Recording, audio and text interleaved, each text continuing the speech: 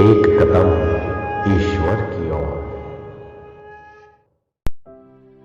वैराग्य प्रकरण 33वां सर्ग।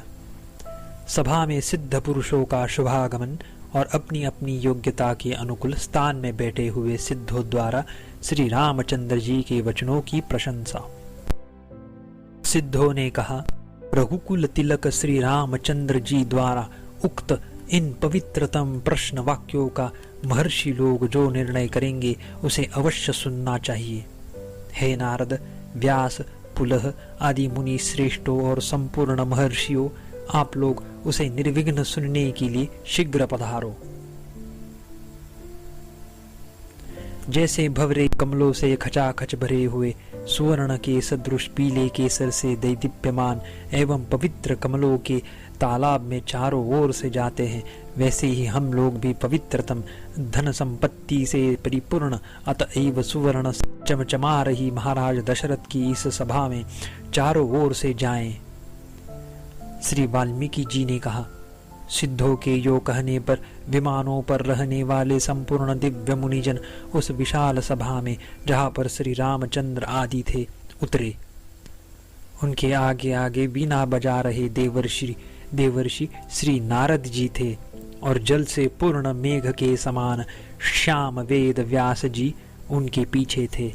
उक्त दिव्य मुनि मंडली भृगु, अंगिरा, पुलत्स्य आदि मुनीश्वरों से विभूषित थी और च्यवन, उद्दालक, उशीर, शरलोम आदि मुनिजनों से परिवेष्टित थी। परस्पर के संघर्ष से उनके मृगचर्म मुड़कर कुरूप हो गए थे। रुद्राक्ष मालाएं हिल रही थी और सुंदर कमंडलु उनके साथ में सुशोभित हो रहे थे। आकाश में तेज, ब्रह्मवर्चस के विस्तार से सफेद और लाल मुनियों की पंक्ति चमक रही तारांगनों की पंक्ति के समान शोभित हो रही थी और परस्पर के तेज से उनके मुखमंडल खूब दमक रहे थे, अतएव वे सूर्य पंक्ति के सदृश प्रतीत होते थे। मुनिमंडली ने परस्पर एक दूसरे की अंग प्रत्यंग विविध वर्ण के कर रखे थे, अतएव वे विभिन्न रत्नों की राशि से दिखाई दे रहे थे। परस्पर एक दूसरे की शोभा बढ़ाने वाली मुनिमंडली मुक्तावली के समान दिखाई दे रही थी। वह मुनिमंडली क्या थी, मानो दूसरी चांदनी की छटा थी, दूसरी सूर्य मंडली थी और दीर्घ काल से एक स्थान में संचित पूर्ण चंद्रों की परंपरा थी। उस मुनिमंडली में तारागणों में सजल मेघ के समान एक और व्यास जी विराजमान थे। तारागणों में चंद्रमा के सदृश दूसरी ओर नारद जी विराजमान थे। देवताओं में देवराज के सदृश महर्षि पुलत्स्य विराजमान थे और देव मंडल में सूर्य के समान अंगिरा विराजमान थे। उक्त सिद्ध सेना के आकाश से पृथ्वी पर आने पर महाराज दशरथ की वह संपूर्ण सभा उनके स्वागत के लिए उठ खड़ी हुई। एकत्र हुए अतएव एक दूसरे की छवि को धारण किए हुए और दशों दिशाओं को प्रकाशमय कर रहे वे आकाशचारी और भूमिचर अति शोभित हुए। उनमें से किन्हीं के हाथ में बांस की लाठियां थी, किन्हीं के हाथ में लीला कमल थे, किन्हीं के सिर में दूब के तिनके थे और किन्हीं के केशों में चूड़ामणियां चमक रही थी। कोई जटाजूट से कपिल हो रहे थे, किन्हीं का मस्तक मालाओं से वेष्टित था, किन्हीं की कलाई में रुद्राक्ष की मालाएं थी, किन्हीं के हाथ में मल्लिका की मालाएं शोभित हो रही थी। कोई चीर वल्कलधारी थे, कोई सूक्ष्म रेशमी वस्त्र पहिरे थे, किन्हीं के अंग में मुंज की मेखलाएं लटक रही थी और कोई मुक्तहारों से अलंकृत थे। वशिष्ठ और विश्वामित्र ने अर्घ्य, पाद्य और मधुर वचनों द्वारा क्रमशः सभी आकाशचारियों की पूजा की। आकाशचारी उन सिद्धों ने भी श्री वशिष्ठ और विश्वामित्र जी की अर्घ्य, पाद्य और मधुर वचनों द्वारा बड़े आदर के साथ पूजा की।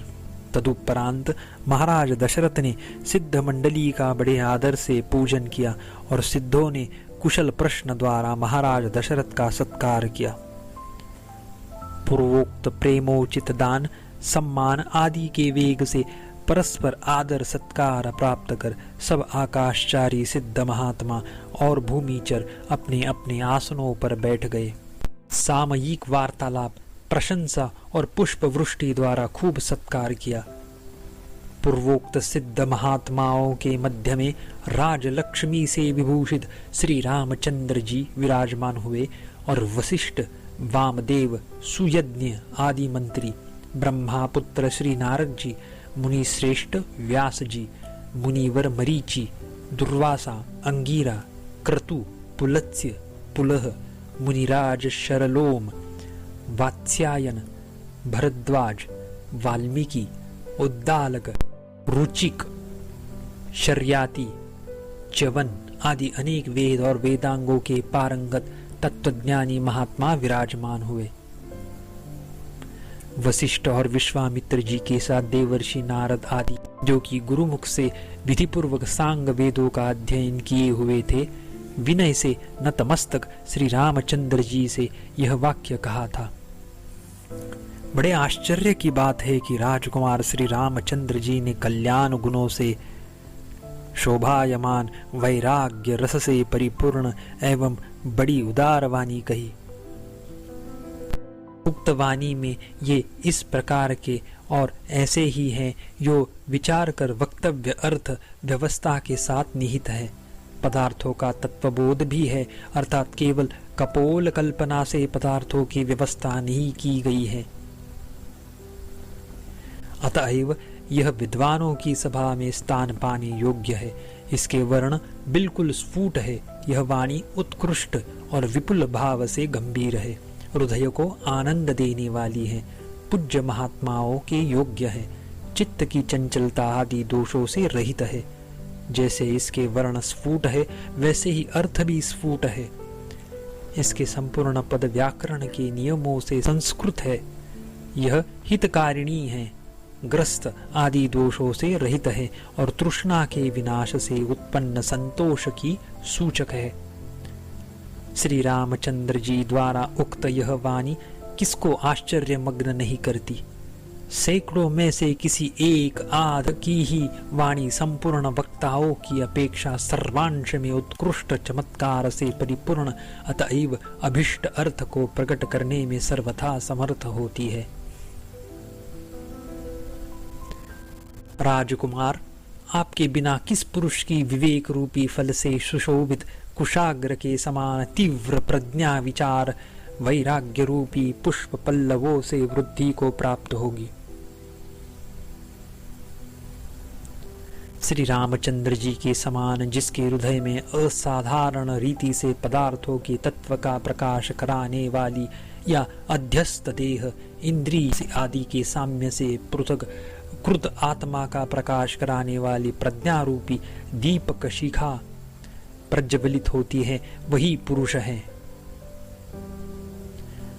और तो पुरुषार्थ के लिए असमर्थ, अतएव स्त्री प्राय है। पूर्वोक्त प्रज्ञा से हीन पुरुष रक्त मांस आदि यंत्र रूप देह में आत्मबुद्धि होने से रक्त मांस अस्थि आदि यंत्र रूप ही शब्द स्पर्श आदि पदार्थों का उपभोग करते हैं। उनमें सचेतन आत्मा नहीं है, यो उनमें चार्वाकता ही सिद्ध होती है, यह भाव है। अथवा यदि उनमें कोई सचेतन होता तो वह अवश्य पुरुषार्थ के लिए यत्न करता। वे यत्न नहीं करते, अतएव वे घट भित्ति आदि के समान अचेतन ही है। ऐसे होने के कारण संसार का विचार नहीं करते, वे नीरे पशु हैं। वे पुनः पुनः जन्म मरण जरा आदि दुखों को प्राप्त होते हैं। जैसे शत्रुनाशक श्री रामचंद्र जी विमल अंतःकरण वाले हैं, वैसे निर्मल अंतःकरण वाला अतएव पूर्वापार का विचार करने वाला कहीं पर बड़ी कठिनाई से कोई विरला ही दिखाई देता है। जैसे लोक में उत्कृष्ट माधुर्य वाले फलों से लदे हुए मनोहर आकृति वाले आम के वृक्ष विरले हैं, वैसे ही उत्कृष्ट माधुर्य से परिपूर्ण तत्व साक्षात्कार से संपन्न एवं मनोज्ञ आकृति वाले महापुरुष विरले ही हैं। जिससे जगत का व्यवहार यथार्थ रूप से देखा गया है, ऐसा केवल स्वविवेक से ही तत्वदर्शन पर्यंत चमत्कार आदरणीय बुद्धि वाले इसी राजकुमार में इसी अवस्था में देखा जाता है। यह महान आश्चर्य है। देखने में सुंदर, सरलता से चढ़ने के योग्य एवं फल फूल और पत्तों से सुशोभित वृक्ष सभी देशों में होते हैं, पर चंदन के वृक्ष सर्वत्र नहीं होते। फल और पल्लवों से पूर्ण वृक्ष प्रत्येक वन में सदा मिलते हैं, पर अपूर्व चमत्कार वाला लौंग का वृक्ष सदा सर्वत्र सुलभ नहीं है। जैसे चंद्रमा से शीतल चांदनी उत्पन्न होती है, जैसे सुंदर वृक्ष से बौर उत्पन्न होते हैं, और जैसे फूलों से सुगंध परंपरा उत्पन्न होती है, वैसे ही श्री रामचंद्र जी से यह चमत्कार देखा गया है। हे द्विजश्रेष्ठ, अत्यंत अत्यंत दुष्टात्मा दैव पूर्व जन्म के कर्म या उसका अनुसरण करने वाले विधाता की सृष्टि से रचित इस निंदित संसार में सार पदार्थ अत्यंत दुर्लभ है। जो यशस्वी लोग सदा तत्व के विचार में तत्पर होकर सार पदार्थ की प्राप्ति के लिए यत्न करते हैं, वे ही धन्य हैं, वे ही सज्जन शिरोमणि हैं, और वे ही उत्तम पुरुष है। तीनों लोकों में श्री रामचंद्र जी के सदृश विवेकी एवं उदार चित्त न कोई है और न कोई होगा, ऐसा मेरा निश्चय है। संपूर्ण लोगों को गुण, शील, विनय आदि द्वारा और समुचित प्रष्टव्य बातों के रहस्य के उद्घाटन द्वारा आनंदित करने वाले श्री रामचंद्र जी के चित्त का तत्व जिज्ञासा रूप मनोरथ यदि हमारे जैसे ज्ञानियों के उपदेश से परिपूर्ण नहीं हुआ, तो ये हम लोग ही निश्चय हतबुद्धि होंगे, अर्थात हमारी अभिज्ञता निष्फल होगी। यह आशय है। 33वां सर्ग समाप्त। इति श्री योग वासिष्ठ हिंदी भाषा अनुवाद में वैराग्य प्रकरण समाप्त। जय सिया राम।